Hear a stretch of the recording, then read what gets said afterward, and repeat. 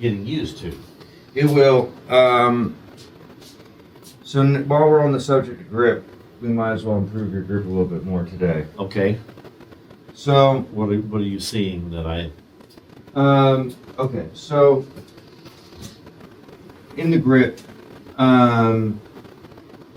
everybody knows the language of a weak grip and a strong grip and a neutral grip. You've been golfing long enough. You've heard these terms. Tell me what. But you've heard the terms, right? No, Yeah, of course. I've yeah. heard the terms, but I don't know exactly how that. That's good, actually. So, they talk about a weak grip being kind of this way. I'm being very extreme. A strong grip being this way, and a neutral grip being whatever. Okay. They talk about basically how the hands are turned on the club. Okay. As that. And it's kind of a misrepresentation of language. Okay, we're talking about. Technically, you're talking pronation, supination, which I don't recommend thinking about any of that at all. Okay, what is the purpose of the grip? Right. Okay, the purpose of the grip is one, to stabilize the fulcrum point, and the rest of the purpose of the grip is to put yourself in a position for power and leverage over the club. Okay, so there's a couple things that are important about the grip. One of the most important things is, so the golf club is essentially a seesaw. If you push down on this end, the club head goes up. And it's the ability to get the club head to hinge that creates the double pendulum, and that's our primary producer of speed. Okay. So if I had my hand under the club like this, Okay. to me, that's why they call it a weak grip. It's not because it's turned, it's because you have no mechanical advantage over the golf club. You see what I'm saying? But if I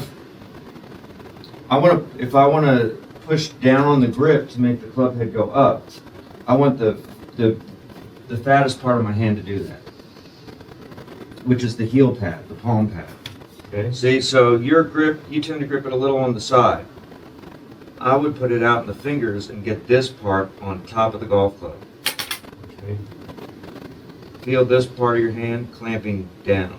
There you go. And get it nice and secure. You want to have a good amount of pressure between that pinky and the heel pad. Boom. And you can squeeze it a bit. Okay. And so that's going to give you leverage, and also put yourself in a position so that also we know the club does have to.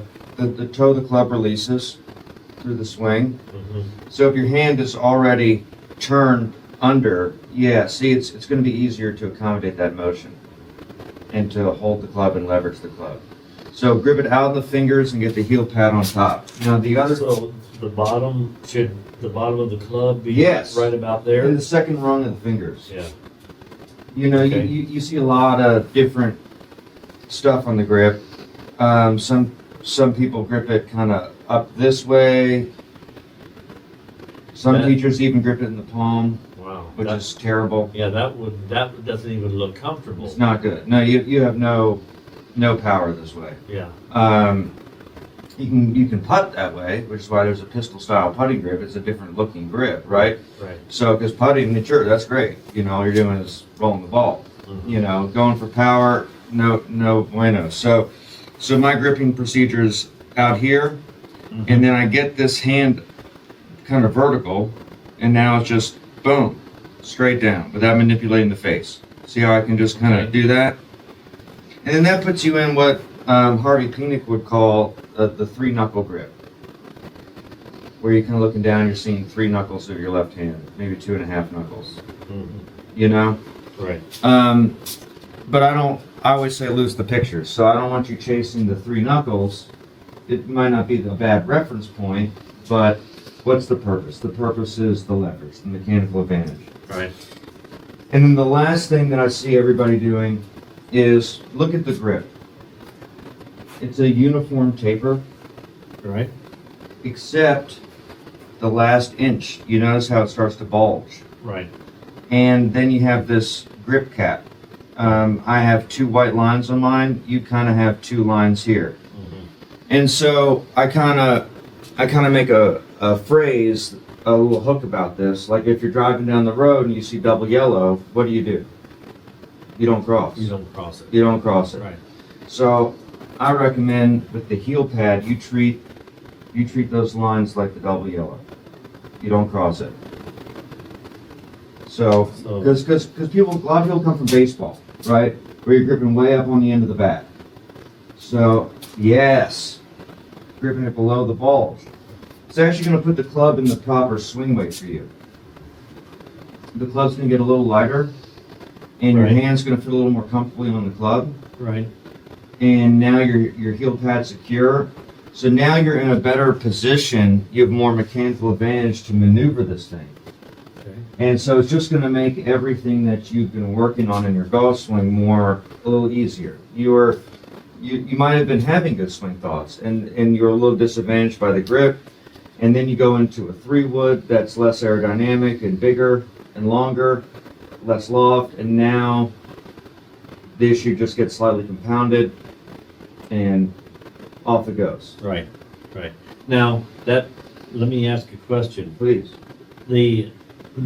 When you are going to hit the ball, the club should be flat on the fairly flat. Yeah, I mean, letting the club rest. It shouldn't be like that. No, exactly. Yeah, no, I mean usually not. Let the club be what it's designed to be. Okay, and that helps me gripping, not being at the very end. Yes, helps that club function normally. function. or the way it's supposed I to. think the way it's supposed to. Yeah, exactly. I would agree. So make start swinging the club and feel the difference of the weight of it in your hands.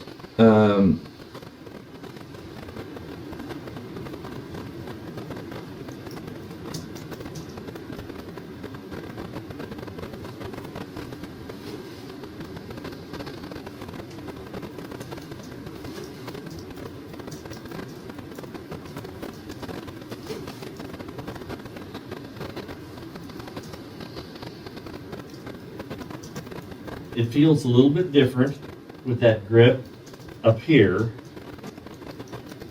but I think getting used to that. That sounded good.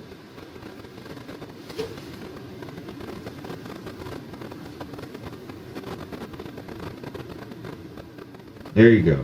That looks way better, Lloyd. I like that grip. There you go. Feel like you can just kind of fling it now? Mm-hmm. Good deal. Yeah, you're getting a lot of speed. It's easier to do this. Exactly. Right, and that's what you were That's talking what I'm about. talking about. Yeah. Really good. Really good.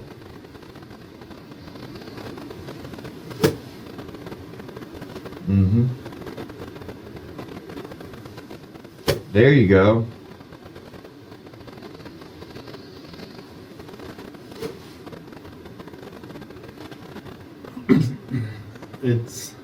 It takes less effort. Good. That's what we want. We want it. Yeah. So when I'm fitting clubs for people, the getting a club that feels swingable is the most important thing. Yeah. You know, so if you gripping it that way just made your clubs feel, it should feel, you should feel more inclined to use your hands and arms to swing the club rather than feeling the need to add with the body. Right. That's really important. That'll incline you to do what you're trying to do this whole time. Right. Why don't you hit a few balls and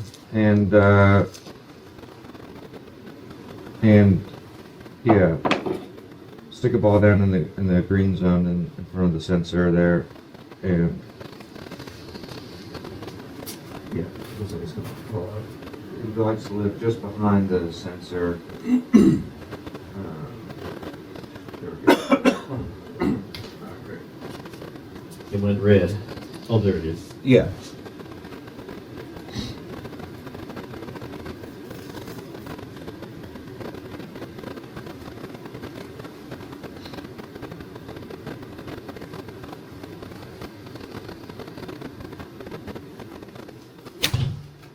Nice.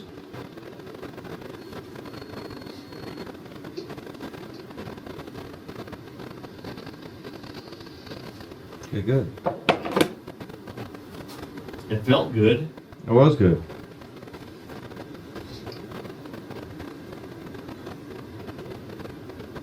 So, what was the reading on that? About 100. I mean, in real world, it probably would have gone about 120 yards. Well, and that's good for my 9-iron. Is it? Yeah. Okay. Yeah, that's very good. Okay, that's good. I'd like to. I know you can get another. As we work together, you'll. I suspect you'll get another club longer on top of that. Without creating more effort. We're going to talk about how to get more power out of the club today.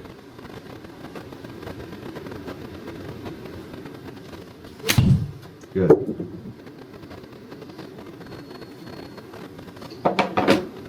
It feels that the top part of the swing feels good. Good.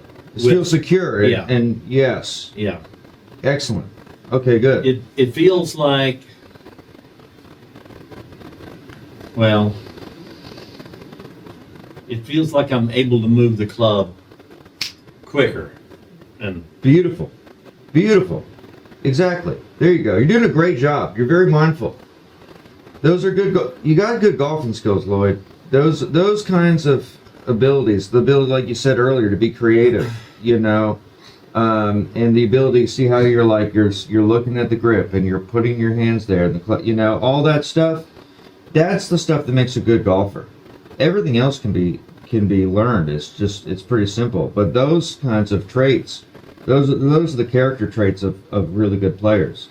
Actually, I think Jason said something about it to you. He complimented you on your golf game today. He was like, because when Debbie said Lloyd couldn't be here or whatever, he said some comment about how, man, Lloyd kicks my butt on the golf course or whatever. Something like that. It was cool. I was like, hell yeah, because he hadn't taken lessons from me yet.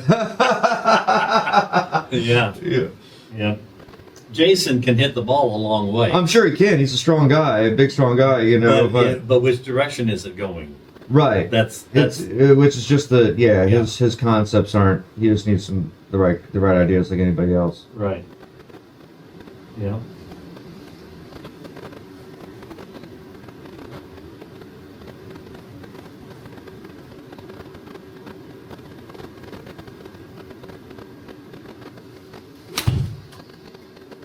That was not very good. That's okay. That didn't feel very good. But I think it was. It's playable. Yeah. Hit one more, and good.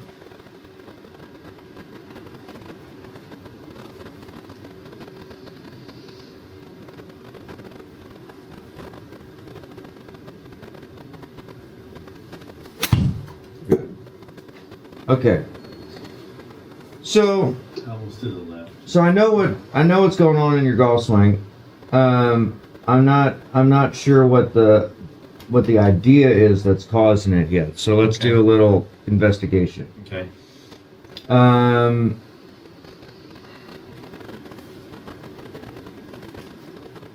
Go up to the top of your golf swing, where the backswing would end, and see if you can go into hyper slow motion and show me how the club starts back down to the ball. Yeah, what does it do from there? Keep going. I think I know what. I'm going like this. A little bit, right? Yeah. And look where that puts the face. The face has got to square away at the end. Right. If it does. Right. If it does. But then why is the ball going to the left? If I'm doing that.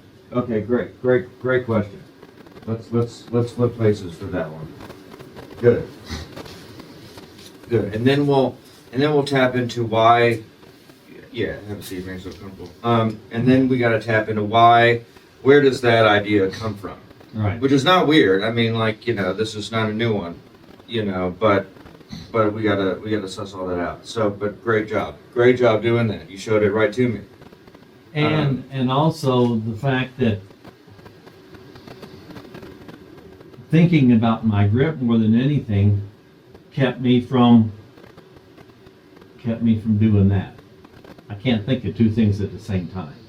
So the grip, there was I was a real weird kid, as you might imagine, but I didn't like to watch Saturday morning cartoons. I used to watch infomercials on repeat. Okay. Okay, infomercials, because I just was fascinated by the psychology of the advertising. Okay. There was the Swiffer Wetjet. There was all these famous infomercials, and I loved golf infomercials, obviously, more than anything, right? But there was the rotisserie, the rotisserie oven came out, Right. And it was set it and forget it. Right. Was the hook, right? Right. And so you don't have to think about two things at once. You set it and forget it. Okay. Once you get that grip established, it's established. Now you can think about the golf Think swing. of something else. You don't have to maintain the thought of the grip. You Okay. see what I mean? Yeah. So you can take your time to do the eye space feet, get the setup, grip the club, get settled, and now there's no shot clock. Right. Right? So you have a moment to capture your swing thoughts now, and now just swing the club knowing you've set the grip. Okay, so that's that's the easy solution to that. Set it and forget it. So why would the balls? So, and this is a great topic. This is why I tell my golfers, unless you really want to go through and spend all the time learning about all the different ways in which the swing relates to all the different possible ways the ball can fly, I recommend, I'm always pulling people away from what I call the third source of news. The second source of news is the feeling of impact. Right. That's not a bad one. Okay. Because that's pretty easy to correlate. Yeah. The best source of news is what really happened in your own personal experience as you were swinging the club in real time. That's direct. Right. It's just like you could be there when the event happened. Someone could call you on the phone and tell you about the event, or you could hear from a friend of a friend of a friend, and the story changes. Right. Right? Because that's confusing. Because the same thing that's causing your 3-wood to go right is the same thing that might cause your 9-iron to go left. And it's a bit of a riddle, but I'll explain it to you. Yeah. Okay. So, the subconscious goes back everything that you're going to learn. Because as we keep going together, we're going to get deeper into some things, but they always tie back into the macro concepts, the 3 fundamentals, and the first principle. So really, that's all you need to know. Everything else just corroborates that story. So remember, the conscious mind disengages 220 milliseconds before impact. The subconscious is able to make corrections up to 8 milliseconds before impact. So that think of it in percentages. If the downswing is 300 milliseconds, that's a big difference. 220 versus 8 within the context of 300 is a huge factor of difference. So the subconscious is in the game way longer than your conscious mind. Way longer. It's a factor of 37.5 times. That's 220 over 8. 37.5. So if you're coming in this way, the face is open. Right. Coming into the ball. Right. And so the subconscious, sometimes it's going to square that thing up and send it left. Yeah. Sometimes it's going to leave it open. Okay. Okay? Maybe it's still related to a trepidation of accuracy, and you have the 3-wood. So the subconscious says, let's hit it straight, and it doesn't release it. And then the 9-iron, maybe you're like, well, hit down on it. So then you I don't know. Right. Who knows? Okay. Right? That Okay. makes sense. It doesn't, exactly. We don't need to suss that out. But then why does it cause it to go left? So if the subconscious is operating on prime directives, like we've learned about. One of them was the balance, right? I don't want to fall over. The other one, the prime directives are about keeping us safe. And so a very threatening emotion is the emotion of embarrassment. Okay? So your subconscious literally recognizes that the potential of you whiffing the golf ball is a threat to your well-being. Your subconscious is going to do everything it possibly can to make sure that you do not whiff this golf ball. Right. Okay? Right. And so if you're doing this, coming into the ball, you are on course to whiff it at this point. Okay. Okay? Because think about it, right? If you were to take it from the top and keep this going, we're not really making contact that way, right? Right. If we get the club face coming back to the ball, certainly we are, okay? So now what has to happen from this point? The subconscious is the body. So the body has to get the face to square. So the body has to open up, and the body's probably going to have to extend. Yeah. And now the club's going left. So golfers open up too early for 3 reasons. One is they're trying to create power out of the body, Right. and so that opens their path up left. The body opens the path up left. At the top, you're closed. You have to be closed, right? Everyone's right. closed Yeah, at the top, yeah. you know. Mhm. So it's the body rotating that opens up left. People talk about how the arms swing over the top. The arms do not swing over the top. Never in my life have I seen a golfer go to the top and do this. Have you ever seen that? No. Never in your life. No. It's never happened, right? It's never happened.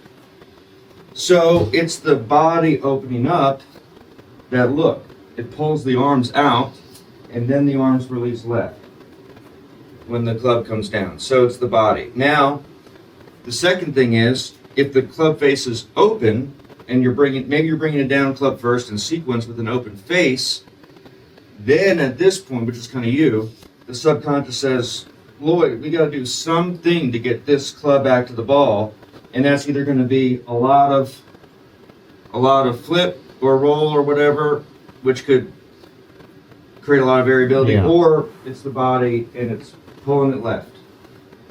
Either way, and this is the tricky part. So the solution to not getting the path left and not getting the ball left is squaring the face earlier. Okay. Which that's why golf is not a hard game, but it's the only reason it's hard is because it's counterintuitive, and the course is challenging. Yeah. But that's counterintuitive because look, if I get this face squaring the whole time, and the face is square, see, it's almost square already. Right. So now my body says, life is cool, leave it alone. Now look at the path my club is swinging the ball. Yeah. It's not sending it left. For me to close the club face so much that it would send the ball left, you almost physically can't do it. This is me turning my arm as much as it will go. Look at the club face. Right. It's just still square. Yeah. You can't really turn the club face down. So I do this demonstration sometimes. Okay.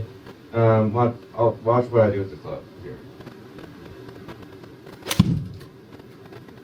Look at the club face. Look how shut that thing is. Mm-hmm. Ball went right. Mm-hmm. Did not push left. Right. You know? So if I come in open and try to do something funny, it's gonna. Yeah. I kind of shanked it, but it's the body pulls it left. The chest pulls it left. Yeah. You know what I mean? So as you're swinging this club, what I would encourage you, now that you've seen all of that, don't get overly complicated about it. Let's deepen our story here a little bit. Okay. The temperature is so profoundly different between the two rooms in this apartment. It's It's amazing. okay. I'm okay. Yeah, it's nice. I can take the Okay. sweater off. Right. Okay. So,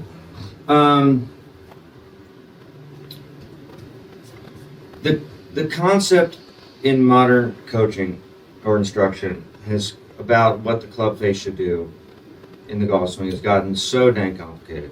Right. Okay, we're playing on a side axis. So if I make a pendulum, what does the club do on the backswing? It opens. Mm-hmm. Is there ever a point on the downswing where the club was opening? No. It opens, and then it starts back to the ball, it's closing. Right. So in your golf swing, you don't want anything but opening here, and you don't want anything but squaring here. That thing should start squaring and returning back to its original starting point the second it starts down. Anything else is just delaying the process. Now, the other thing about this with power, okay, on my form, which you filled out, the swing concept form. Mm-hmm. One of the most common things I get in the response, where does power come from, is torque, the word torque, right? Yeah. And that's not untrue. But then I asked the second question, do you know what that word means? And people say yes, and they don't. That's the problem. Okay, so we, in modern instruction, we learn torque as kind of this torquing in the body, stretching. Mm-hmm. Okay, torque is actually this in the club. This is torque. It's the club face doing this. Okay. Rotating, torquing. So the more I get the face to turn through my golf swing, the more club head speed you can get. So you want to turn the face. Look at a tennis player. Right. Bam. Yeah. You know, smacking that thing. No, Andre Agassi would have no forehand this way. Right. Right. You know, bam. Now, you know, it's on a different plane, it looks different, blah, blah, blah, but still a swinging, hitting motion on side axis. Bam! Get the power this way. So from the top, then we got to figure out what the best thing for you to think about is, but we want the club on a path to square, and we want to maximize the torque of the face. And just buy into it. It's going to feel different. Mm-hmm. You know, the only thing that it's not hard to do. The thing that stops golfers from doing this is usually the fear of the ball going left. Is really it. Okay. So you can. What I recommend is take some practice swings, and you can kind of get creative too. On the baseball plane, it's a good way to explore this, just feeling, because you can see the club, see it open, see it come back, see it open, see it come back, see it continue on its way. Feeling what the forearms especially are doing through that. Back to Harvey Pinnock, swinging like a weed whacker. You know, so I say all that to deepen your understanding, but the task is, there's no real trick to it, right? This is just golfing. Yeah. Let me see what that knock on the door is all about. Okay.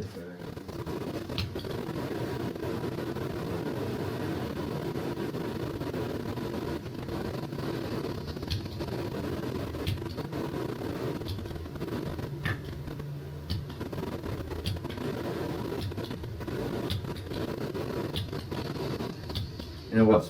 All right, go ahead and step up there and start trying to integrate this and discover what's gonna get you to do what you want to do.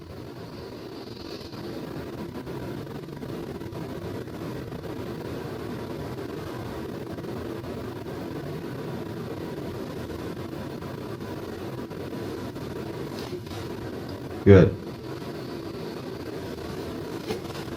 Good.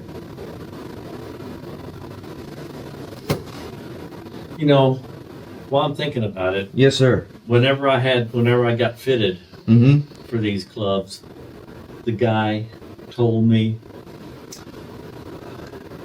he said, swing. I think I guess from keeping from coming around too much. He said, did you ever play baseball or softball? I said yes. He said, did you ever try to hit it to right field? Okay. I said yes. He said, take that same swing and try to hit that ball to right field instead of left field. And I don't know if is that bad or good, or does that not even come into the picture? So Is it? I think it's staying instead of coming around like this, right? Staying like this. yes, but let's flip one more time. So this is a good point.